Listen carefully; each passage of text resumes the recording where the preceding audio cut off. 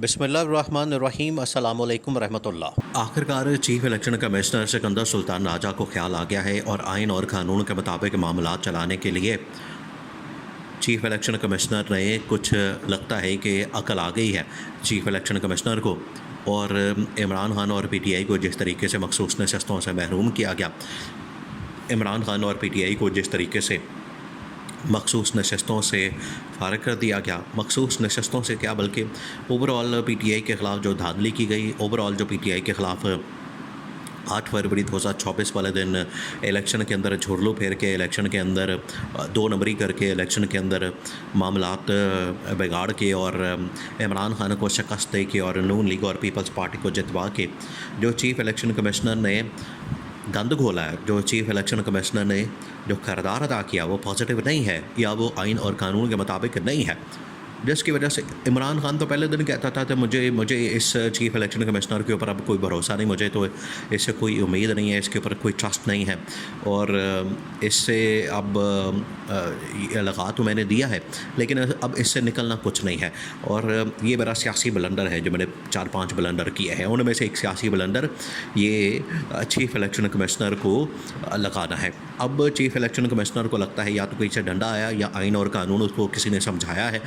अब जाके chief election commissioner ने इमरान खान की जो सीटें जो नून लीग के अंदर बांट दी गई, जैसे झुरलू फेर के इमरान खान की सीटें पहले कम की गई, उसी तरह से झुरलू फेर के जो है वो इमरान खान को मखसूस नशस्तों से महरूम कर दिया गया। इमरान खान की मखसूस नशस्तें वो दूसरी पार्टियों के अंदर बांट दी गई। उसके बाद जो है वो आज चीफ इलेक्शन कमिश्नर उसके ऊपर क्योंकि 3 रुकनी बेंच का एक फ़ैसला आया, वो 3 रुकनी बेंच के फ़ैसले ने जो है वो चीफ इलेक्शन कमिश्नर की आँखें खोल दी हैं, खोली नहीं बल्कि चीफ इलेक्शन कमिश्नर की आँखें बाहर आ गई हैं।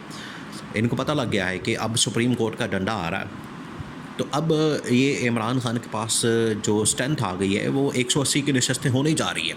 अब ये इंतहाई अहम तरीन मामला बन चुका है, इसको आपने समझना है। देखिए, ये जो चीफ इलेक्शन कमिश्नर ने 8 फरवरी 2024 को जो किरदार अदा किया, ये तारीख के अंदर एक बदतरीन किरदार के तौर पर जाना जाएगा, क्योंकि आप देखें कि 1970 के इंतखाबात से लेकर आज तक जो इंतखाबात हुए हैं उनके अंदर हमेशा से मैनेज किया गया, धांधली की गई, उसके अंदर झुरलू फेरा गया, उसके अंदर जो है वो 2 नंबरियाँ की गई और कभी फॉर्म 45 फॉर्म 47 तब्दील किया गया, कभी आरटीएस बैठाया गया, कभी कुछ किया गया तो कभी कुछ किया गया।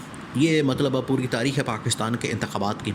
लेकिन जो 2024 के अंदर 8 फरवरी 2024 के अंदर जो तारीख़ी इंतखाबात हुए जिसमें इमरान खान को तारीख़ी वोट पड़ा, इमरान खान को बग़ैर कोई ये सबसे ज़्यादा जो अहम तरीन पहलू है 8 फरवरी 2024 का कि एक शख्स जो कि पाबंद सलासल है, जेल के अंदर है और उसको मुहिम चलाने की इजाज़त नहीं है, उसके पास कोई रास्ता नहीं, उसके पास कोई ऑप्शन नहीं, उसके पास उसके पास कैंपेन करने को, मुहिम चलाने को, वर्कर सपोर्टर्स की हिमायत और उसके ख़िलाफ़ इंतकामी कार्रवाई और ये तमाम चीज़ें, मुकदमात वगैरह, तो उसने एक रुपया नहीं लगाया और ऊपर से कैंपेन नहीं की, जलसा जुलूस ने किया, उसके बावजूद उसने पाकिस्तान की अंदर तारीख़ रकम कर दी, बल्कि दुनिया के अंदर कि उसने 2/3 मेजॉरिटी निकाल ली।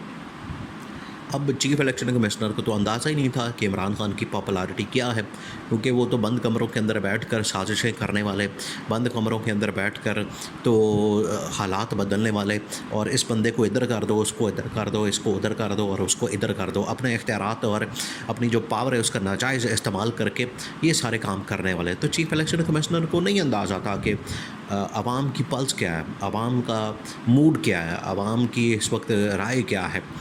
बहरहाल अब ये 8 फरवरी 2024 को इंतखाबात हो गए। अब इमरान खान ने तो 2/3 मेजॉरिटी निकाल ली, लेकिन नवाज़ शरीफ बाद में नाराज़ हो गया। नवाज़ शरीफ ने रौला डाल दिया कि मुझे क्यों बुलाया था। पहले वो कहता था कि मुझे क्यों निकाला, फिर वो कहता था कि मुझे क्यों बुलाया, क्योंकि उसको पाकिस्तान बुलाया इस मकसद के लिए गया था कि आ जाओ और आपको वज़ीर-ए-आज़म बनाना है, आपको ये वज़ीर-ए-आज़म की कुर्सी दिखाई, आपको वज़ीर-ए-आज़म की जो घर है वो दिखाया और कहा कि आपको अब वज़ीर-ए-आज़म बनाना है, शेरवानी पकड़ो और पाकिस्तान पहुंच जाओ।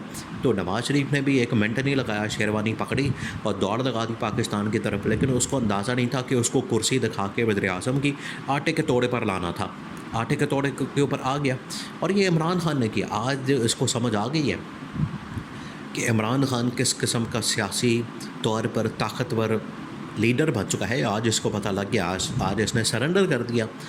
आज जो वो वज़ीर-ए-आज़म नहीं बना और उसने हुकूमत नहीं ली, उसने हार मान ली, शिकस्त तस्लीम कर ली, ठंडा मट्ठा होके बैठ गया। आज बिल्कुल उसको चुप साध गई है।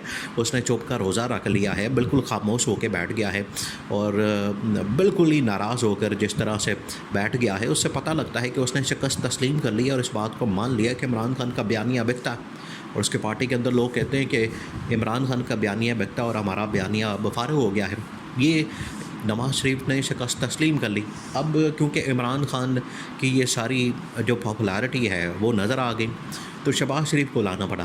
अब शहबाज शरीफ को जिस तरीके से लाया गया, उसको मैनेज करके सीटें दिलवा के, उसको वोट दिलवा के, उसको मखसूस नशस्तें भी दिलवा दी, उसको सीटें भी दिलवा दी, उसके साथ पीपल्स पार्टी भी जोड़ दी, वो 40-50 सीटों वाली। लो जी ये भी पढ़ो, ए भी पढ़ो तो ए भी पढ़ो, और रौला पा देता। तो ये जो उसके बाद हुआ है, ये आखिरकार नज़र आ रहा था कि ये चीज़ें रिवर्स होनी हैं। आज वो स्टेज आ गई। सुप्रीम कोर्ट ऑफ पाकिस्तान ने जब इसके ऊपर नोटिस लिया और सुप्रीम कोर्ट ऑफ पाकिस्तान ने कहा कि ये जो मखसूस नशस्तें हैं इनके अंदर बांट दी गई हैं, पहले ये तो वापस की जाए। इसके ऊपर अब अगले महीने तो समाअत होने जा रही है, लेकिन जो ऑर्डर था उसके मुताबिक अब अमल दरामद चीफ़ इलेक्शन कमिश्नर को आखिरकार जब उसको डंडा आया तो वो कर रहा है। अब चीफ़ इलेक्शन कमिश्नर ने जो 80 के करीब मखसूस नशस्तें बांटी थी PTI के, उनके ऊपर जो नोटिफिकेशन निकाले थे वो सारे के सारे मुअत्तल कर दिया है। ये पहली कामयाबी, पहला फेज़, पहला स्टेप। तो इसमें नोटिफिकेशन मुअत्तल कर दिए हैं। तो अब ये सीटें जो है वो इमरान खान के पास आनी हैं।